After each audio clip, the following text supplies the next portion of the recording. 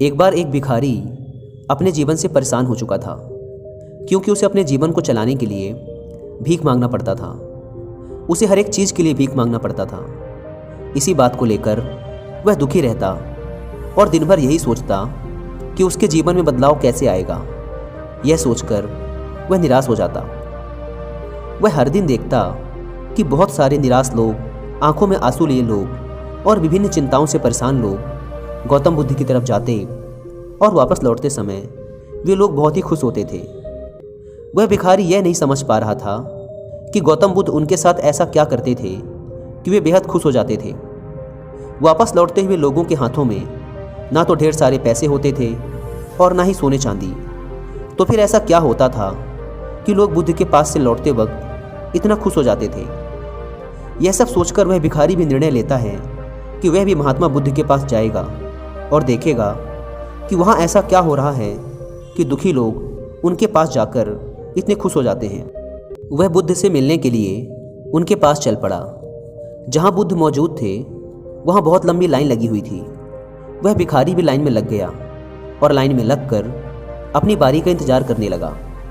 देखते ही देखते उसकी बारी आई और उसने बुद्ध से कहा, बुद्ध, मैं बहुत ही गरीब हूँ, मेरे पास कुछ भी नहीं है।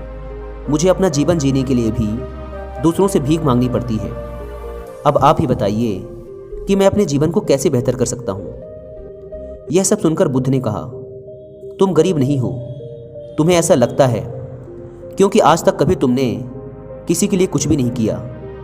ना ही तुमने कभी किसी को दान दिया, ना ही तुमने दूसरों के लिए कुछ किया। यह सब सुनकर भिखारी के मन में एक आशंका जाग उठी।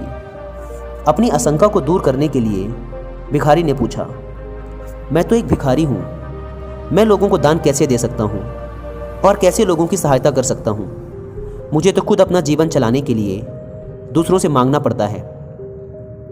यह सब सुनने के बाद गौतम बुद्ध थोड़ी देर तक चुप रहे और फिर उससे बोले, तुम्हारे पास हाथ हैं जिससे तुम लोगों की सेवा में लगा सकते हो और दूसरों का भला कर सकते हो।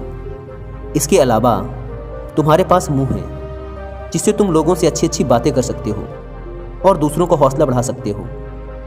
यह सब करके भी तुम दूसरों की सहायता कर सकते हो। जरूरी नहीं कि दान सिर्फ पैसों से किया जाए।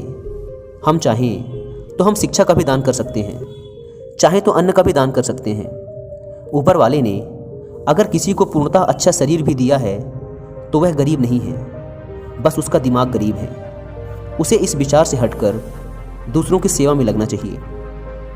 बुद्ध की यह बातें सुनने के बाद वह भिखारी बहुत ज़्यादा खुश हो गया और अब उसका मन संतुष्ट था।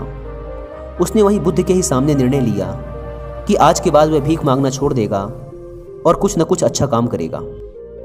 दोस्तों, हम सब इस बात की चिंता में समय बर्बाद करते हैं कि हम गरीब हैं, लेकिन यह सत्य नहीं है। सत्य तो ये है कि जब तक हमारा शरीर पूरी तरह से बेहतर है तो हम उसका उपयोग करके आगे बढ़ सकते हैं और खुद के जीवन को बेहतर बना सकते हैं। अगर कोई व्यक्ति सिर्फ अपनी गरीबी पर ध्यान दे और उसे बदलने की कोशिश ना करे तो वह मूर्ख है। इसके अलावा हमें इस कहानी से यह भी सीख मिलती है कि दान सिर्फ धन का ही नहीं, शिक्षा, भोजन, अच्छे विचार आदि का भी किया जा सकता है।